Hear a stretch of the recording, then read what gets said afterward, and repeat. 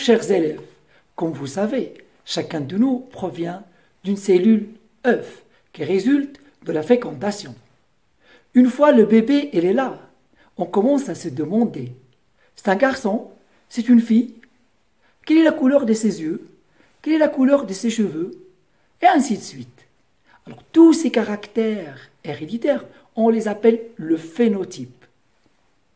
Normalement, ces caractères, ils sont inscrits le premier jour au niveau de la cellule œuf, sous forme d'un programme qu'on appelle l'information génétique. Alors maintenant, la question qui se pose, où se localise cette information génétique au niveau de la cellule? Pour répondre à cette question, suivez-moi, je vous attends.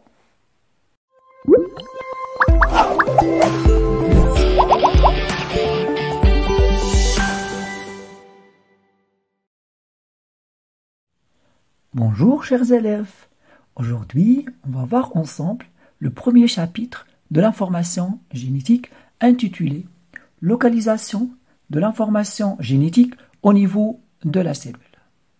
Alors pour étudier ce chapitre, on va appliquer ce qu'on appelle la démarche scientifique. Elle comporte 5 étapes principales. L'observation, problématique, l'hypothèse, expérience, puis la conclusion. Au cours de l'observation, on va dégager un phénomène.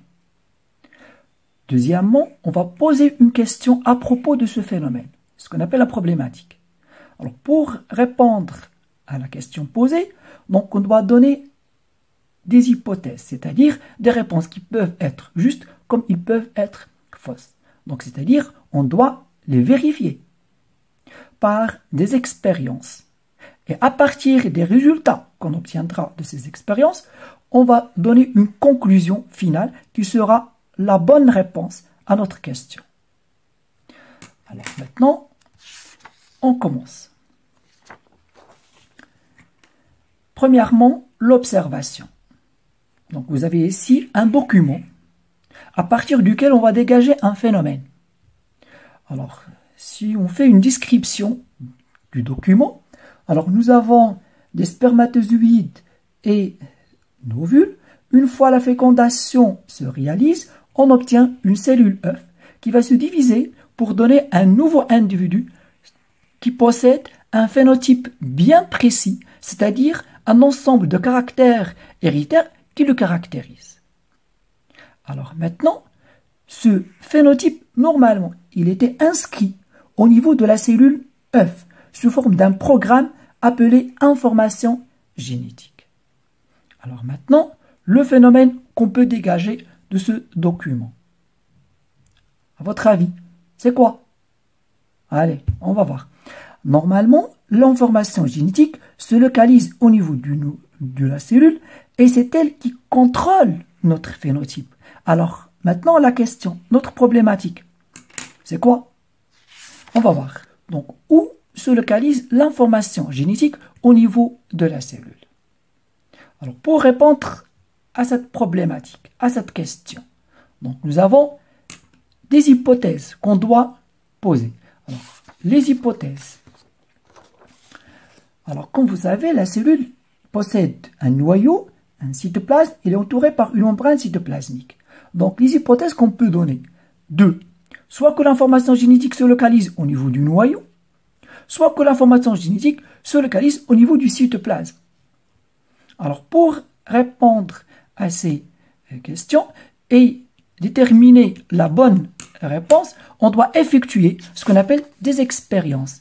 Alors, la première expérience qu'on va réaliser, c'est la détermination de la localisation de l'information génétique chez un être unicellulaire.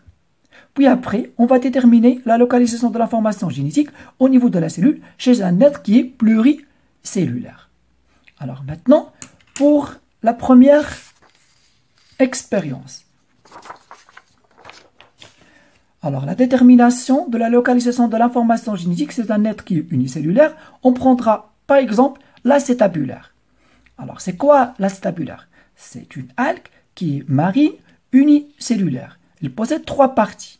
Un chapeau, une tige et un rhizoïde. dans lequel on trouve le noyau, alors que la tige et le chapeau ne contiennent que le cytoplasme. C'est très bien. Alors, maintenant, l'expérience qu'on va réaliser sur ce être unicellulaire. Alors, ma première expérience, c'est une expérience de section et de régénération. Donc, je prends mon algue, puis je sectionne au niveau du chapeau et au niveau de la tige. On obtient 3 parties. Alors, le chapeau, la tige et le rhizoïde qui contient le noyau. Alors, les résultats maintenant. Le chapeau et la tige, c'est-à-dire les parties qui sont anucléées, qui ne possèdent pas de noyau, meurent et dégénèrent. Alors que le rhizoïde qui contient du noyau reste vivant et croît et régénère les parties manquantes. Alors, de là, qu'est-ce qu'on peut déduire? Qui est responsable de la vie? Qui a donné l'ordre pour régénérer les parties manquantes? Donc, c'est le noyau. Très bien. Alors, voilà. Alors, puisque les parties anucléées, le chapeau et la tige meurent, et la partie nucléée, c'est-à-dire le rhizoïde, reste vivante et régénère une algue entière, donc le noyau, il est indispensable à la vie et donne l'ordre de régénérer les parties manquantes. Alors, le noyau est le support de l'information génétique. Donc, nous sommes maintenant arrivés à notre conclusion finale, c'est que le noyau est le support de l'information génétique. Alors maintenant, pour s'assurer et pour confirmer cette conclusion, on va effectuer d'autres expériences sur le même être, c'est-à-dire sur l'acétabularia. Alors maintenant, ma deuxième expérience. Alors c'est une expérience de greffe croisée de noyaux entre deux types d'acétabularia. Il y a un acétabularia acetabulium qui possède un chapeau régulier, alors que l'acétabularia crenulata possède un chapeau qui est irrégulier. Alors, une fois on sectionne les algues, on se débarrasse des chapeaux, donc on prend le noyau de l'acétabularia acetabulium et on le greffe dans le cytoplasme de l'acétabularia crenulata. C'est-à-dire, le noyau provient de l'acétabularia acetabulium et le cytoplasme provient de l'acétabularia crenulata. Alors, les résultats, qu'est-ce qu'on obtient? Une algue qui possède un chapeau qui est régulier, c'est-à-dire de type acétabularia acetabulium. Dans ce cas-là, qu'est-ce qu'on peut déduire? Que c'est le noyau qui a déterminé la forme du chapeau. Si on répète la même expérience, maintenant, on prend le noyau de l'acétabularia crenulata et on le greffe au niveau du cytoplasme de l'acétabulium. Alors, qu'est-ce qu'on constate? On obtient une algue dont le chapeau il est irrégulier, c'est-à-dire du même type que le noyau. Alors, de là, on peut dire que c'est le noyau, effectivement, qui détermine la forme du chapeau. Donc, le noyau est le support de l'information génétique. Alors, vous voyez, donc on peut arriver à la même conclusion à travers plusieurs expériences. Donc, c'est ça ce qu'on vous donne le jour d'examen. Donc, on vous propose une expérience dont vous allez déduire la même conclusion que vous avez vue dans le cours. Alors, je vais maintenant passer à un autre type d'expérience, la détermination de la localisation de l'information génétique au niveau de la cellule, chez un être maintenant pluricellulaire. Et on va prendre comme exemple les crapauds. Donc, il existe deux types de crapauds. Crapaud de la lignée sauvage, c'est-à-dire de couleur verdâtre et pigmentée, et un crapaud de la lignée albinos, c'est-à-dire non pigmenté.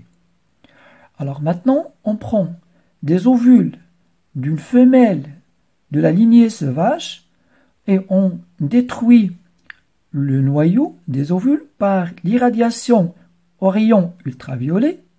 On obtient une cellule qui est énucléée, c'est-à-dire son noyau. Puis, on extrait des cellules intestinales d'un tétard de la lignée albinos, puis on prélève les noyaux et on les transplante dans la cellule énucléée. Alors maintenant, la cellule qu'on obtient. Son noyau est d'origine albinos. Son cytoplasme est d'origine sauvage. Alors cette cellule, lorsqu'elle se divise, plusieurs fois, elle donne un tétard, puis un adulte, qui est de type albinos.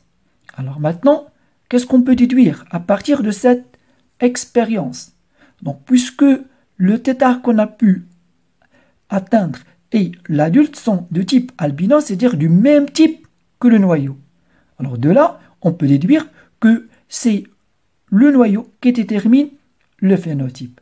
Et par suite, c'est le noyau qui est le support de l'information génétique. Donc, en conclusion générale de ce chapitre, le noyau est le support de l'information génétique. Alors maintenant, si vous avez compris, si le noyau est le support de l'information génétique, la question qui se pose, quelle est la nature chimique de cette information génétique qui se localise au niveau du noyau? Quelle est la structure du noyau? Comment cette information génétique est exprimée sous forme de caractères? Il y a plusieurs questions qui se posent. D'accord? Alors, la séance prochaine, on va entamer la première question. Quelle est la nature chimique de l'information génétique? Je vous remercie et à bientôt. Salam alaikum wa rahmatullahi ta'ala wa barakatuh.